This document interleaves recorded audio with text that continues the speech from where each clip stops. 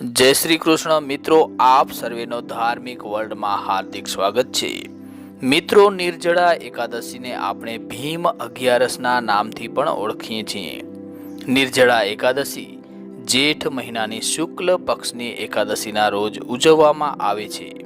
વર્ષભરની સર્વે એકાદશીઓમાં આ જેઠ મહિનાની અજવાળી 11 કે જેને નિર્જળા એકાદશી अथवा तो भीम 11ના નામથી ઓળખીએ છીએ તેનો મહિમા સૌથી વધુ માનવામાં આવેલ છે અને કહેવાય છે કે નિર્જળા એકાદશીનું વ્રત વિધિપૂર્વક કરવાથી જે ફળ આખા વર્ષની એકાદશીઓનો વ્રત કરવાથી મળે છે, જે ફળ ફક્ત આ એક નિર્જળા એકાદશીના વ્રત કરવાથી પ્રાપ્ત થાય છે।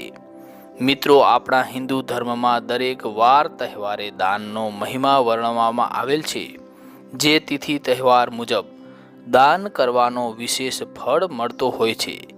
આજે આપણે વાત કરીશું કે નિર્જળા એકાદશી એટલે કે ભીમ 11ના દિવસે કઈ વસ્તુઓનું દાન કરવું જોઈએ। માટે આપ અમારી સાથે અંત સુધી જોડાયેલા રહેજો। મિત્રો, પદ્મ પુરાણમાં નિર્જળા એકાદશીનો વ્રત કરવાથી મનોકામના પૂર્ણ થાય છે તેવી વાત કરવામાં આવેલ છે અને આ નિર્જળા એકાદશીનું વ્રત વિધિપૂર્વક કરવાથી બધી એકાદશીઓનું ફળ પ્રાપ્ત થાય છે। મિત્રો, હવે વાત કરીએ કે નિર્જળા એકાદશીના દિવસે કઈ 5 વસ્તુઓનું દાન કરવું જોઈએ તેના વિશે। તો પ્રથમ દાન છે અન્ન જળનો દાન।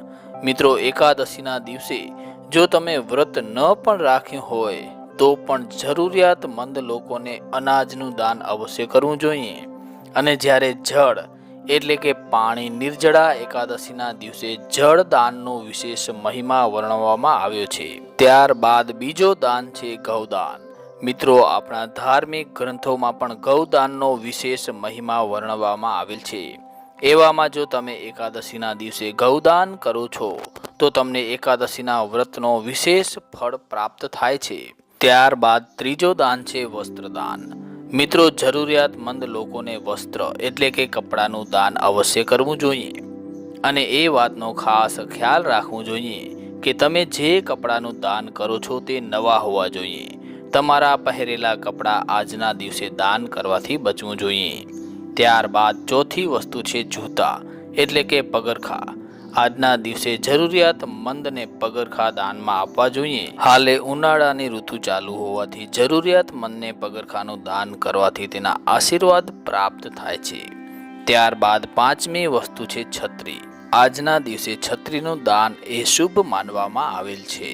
આમ મિત્રો, આજના દિવસે એટલે કે એકાદશીના દિવસે વ્રત કરનારે અન્નદાન, જલદાન, ગૌદાન, વસ્ત્રદાન અને જૂતા તથા છત્રીનો દાન નથી કરી શકતા તો કમસે કમ આજના દિવસે એક કળશમાં જળ ભરીને તે કળશને એક સફેદ વસ્ત્રથી ઢાંકીને સાકર અને દક્ષિણાની સાથે કોઈ યોગ્ય બ્રાહ્મણને દાન કરવું જોઈએ, જેનાથી વર્ષભરની એકાદશીઓનું ફળ પ્રાપ્ત થાય છે।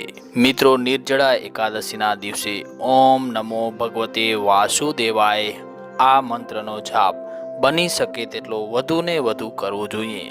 સાથે જ નિર્જળા એકાદશીના દિવસે તુલસીજીના આગળ ઘીનો દીપક અવશ્ય પ્રગટાવવો જોઈએ।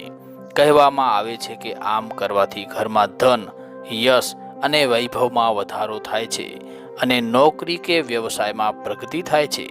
મિત્રો, આપને માહિતી પસંદ આવી હોય તો વિડીયોને લાઈક જરૂરથી કરજો અને કોમેન્ટમાં જય શ્રી કૃષ્ણ અવશ્ય લખજો। અને મિત્રો, ચેનલને હજુ સુધી સબસ્ક્રાઇબ ન કરી હોય તો સબસ્ક્રાઇબ અવશ્ય કરી નાખજો। જય શ્રી કૃષ્ણ।